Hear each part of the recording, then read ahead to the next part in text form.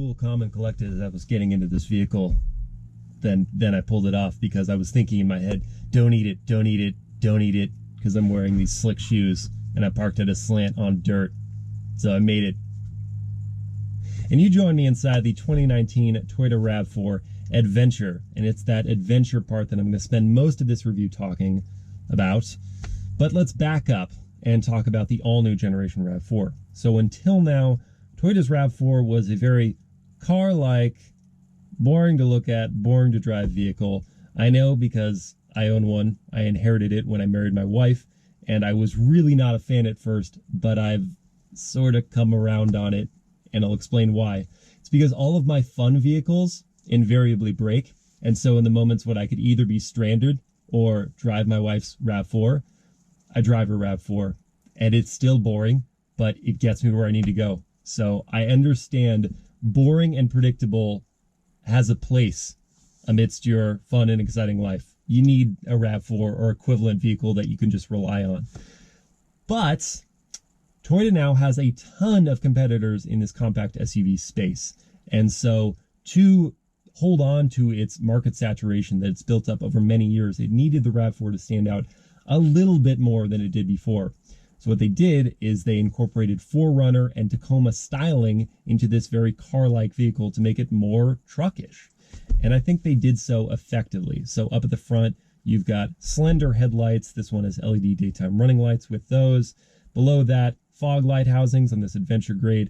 And for all RAV4s, just a very chunky piece of paneling that juts out from the body. You have to see it to appreciate it. And then below that, you've got a lower bumper. Go to the side, you see 19-inch dark painted alloy wheels on this Adventure model wrapped in Toyo Open Country all-terrain tires. Those sit within black molded fender flares. There's more black molding on the lower side, and then standard roof rack. This one is painted Lunar Rock, which is mint by all other definitions. It is a mint paint job, and it has an ice paint on the roof. It's white, so it's mint and white. That's what you got. Around the back, there are LED taillights, and this part cracks me up. Chrome exhaust ports around what Toyota isn't even trying to hide as the real tiny exhaust ports. That's just funny to me. And then there's Adventure badging. I think the new RAV4 looks really good. I think it has a distinct place within this segment of very swoopy, kind of car-like still crossovers. So I think they did a good job with that. They did an even better job on the interior. They've added dimensionality to the dashboard, so there are layers, and this Adventure one has different colors. So you've got silver trim around the upper dash, and then this kind of cream-colored material below that with orange contrast stitching, because orange says, I'm fun and exciting. I can prove it, I have orange in my car. More orange textured places where you can stash some sunglasses or wallet or phone below that, and then black. And so it has some contrast. It has something that you would appreciate looking at when you're driving in it everyday commuting. I like that Toyota continues to use physical controls to complement touch inputs. So for example, this 8-inch infotainment, yes, you can pinch and zoom the map or touch the icons for the apps, but you can also press the buttons that give you quick access to things you would use most often. Then there is a volume knob below that, dig that. Then down here, a large wheel for a tactile person like myself for the climate control. This Adventure with the weather and technology package has heated and ventilated front seats. They're not leather, they're leather-like. Toyota calls it Soft-Tex, and you can tell the difference when you touch something that is real leather, like the steering wheel or gear selector. But for the most part, they do their job. They're extremely comfortable. This one has multi-way power adjustments with lumbar control, so you should find a comfortable position for a long haul. Then there is a 7-inch digital instrument cluster within an analog kind of setup. This doesn't have a head-up display, but it does have lots of active safety features that come as standard on all RAV4s. So you've got dynamic radar cruise control, automatic emergency braking, blind spot monitoring, as lane keeping assist as standard. It's really a robust suite of safety goodies. Passenger space is excellent. I am 6 feet tall. I've got plenty of leg room and shoulder room up here at the front. If I sit behind my own driving position, I still have plenty of leg room and headroom. 37 cubic feet of space behind those rear seats. And then if you fold those seats down, you have 68 cubic feet of space. That's a lot. I've been able to fit so much in my wife's RAV4 that I just didn't think was possible. So this one being even larger, you really shouldn't have any issues transporting anything less than a sectional couch. So don't worry about that. This one has a moonroof, but that is optional. Yeah, I think they did a good job. I have a little bit of an issue with the fact that this one that I'm testing is $40,000. 40 grand for a RAV4 seems a little expensive, but the RAV4 Adventure starts around 33. So I guess if you can avoid pressing all the options buttons, I don't know how you order your cars. You press buttons or you check boxes. I don't know. If you can avoid doing that, then it'll stay more reasonable, but 40 grand's a lot. Oh, I almost forgot. Large water bottle test. Can it fit in the RAV4 in these front cup holders? I mean, yeah, but you take any turn and it's going to go all over the place. Oops, I probably damaged something there. But if you can put it sideways, if you don't have a leaky water bottle and you don't have anything in this spare cup holder here, it does kind of fit there. This front cubby, it fits, but then you can't use the gear selector, which is sort of important. Door pocket. No, not a chance.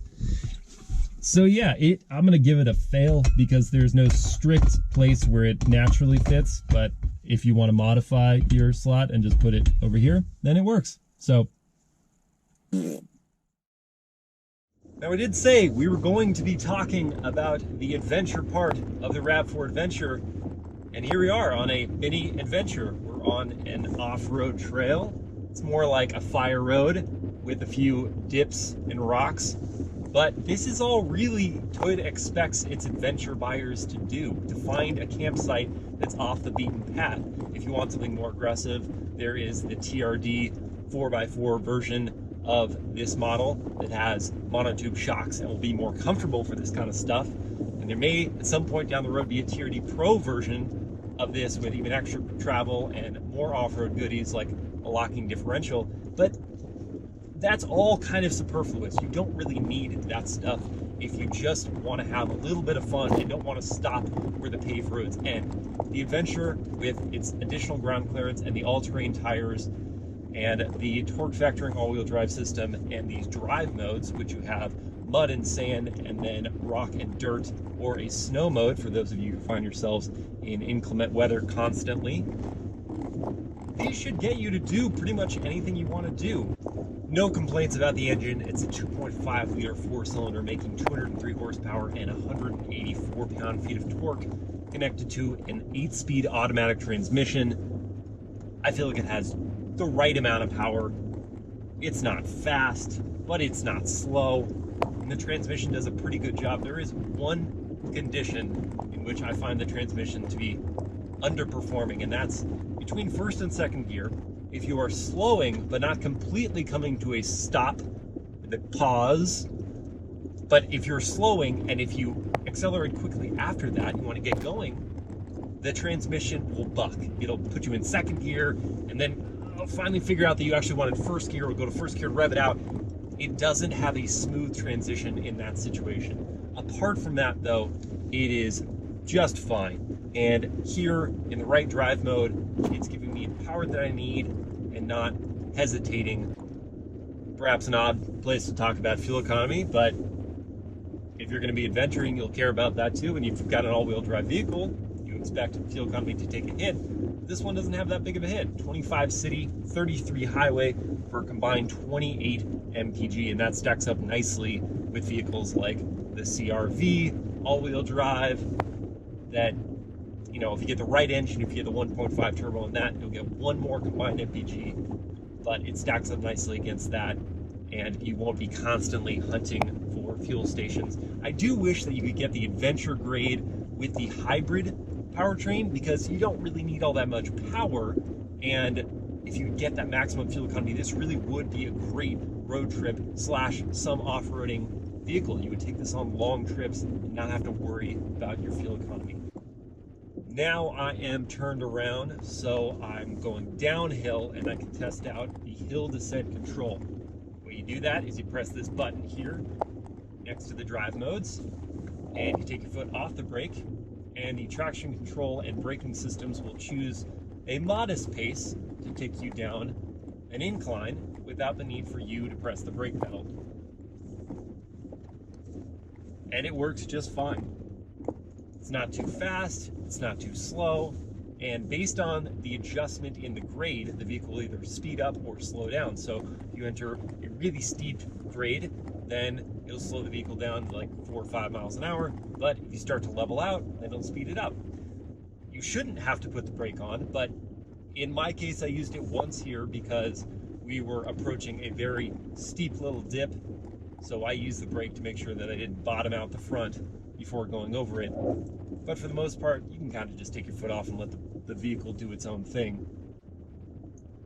More cool features of this RAV4 Adventure. We've got a digital rear view camera, so you just pull this tab here, and all the stuff that you might have clogging your view to the back disappears because you're looking through a camera. So either on road, and you've got a bunch of kids and groceries and things back there blocking your view, or off-road, and you want to know if someone's approaching you needing to pass, having this digital camera is a really useful feature. This also has a wide-angle backup camera, so you either have a wide angle as standard or a panoramic view, super wide. You make sure that as you're backing up to make that turnaround, you don't go over the cliff and plummet to your doom. And we return to a flat, paved piece of roadway to summarize my thoughts, which are that the new RAV4 is good. It's good in all the ways that I had to come around to on the last generation, aka reliable. This one will no doubt be reliable. It's not sophisticated in any way that would make it unreliable, but it's also intriguing to look at. I think it has a distinct place in this compact SUV segment. This adventure grade is an interesting proposition as a Subaru Outback specific competitor. The Outback has that wagon style going for it and an available turbocharged engine. So if those two things pique your interest, and the fact that Subaru's been doing this doing this off-roady thing for a long time, I can understand why you choose an Outback. But if you want something different, it's funny to say if you want something different, choose a RAV4. But if you want something different than the Subaru look, and you want a RAV4 that looks a little different from regular RAV4s, then this Adventure makes sense, especially in this paint job with these features. But $40,000 for this one as tested, I wouldn't do that. No, I would just get the standard Adventure grade, spend your $33,600 or whatever it ends up being out the door to buy this, get all the cool off-road features and all-terrain tires, the stuff that'll let you adventure well on the weekends, and call it a day.